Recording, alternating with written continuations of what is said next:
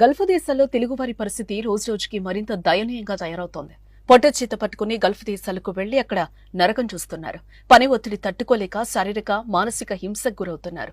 ఆరోగ్యం బాగలేకపోయినా పట్టించుకునే నాథుడు లేడు. తిన్నావా, ఉన్నావా అని అడిగేవారు లేరు. ఇటీవల ఒకరి తర్వాత ఒకరు తమ బాధను, ఆవేదనను వీడియో మెసేజ్ ద్వారా లోకానికి తెలియజేస్తున్నారు.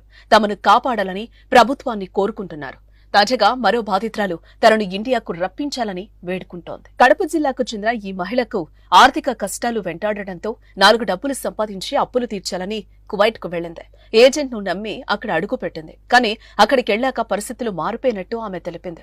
ఏజెంట్ తనకు చెప్పిన పని కాకుండా వేరే పనిలో పెట్టారని, రోజు 2-3 బిల్డింగ్లు ఎక్కి దిగలేక నానా ఇబ్బందులు పడుతున్నానని ఆవేదన వ్యక్తం చేస్తుంది. తన ఆరోగ్యం బాగలేదని కన్నీళ్లు పెట్టుకుంది.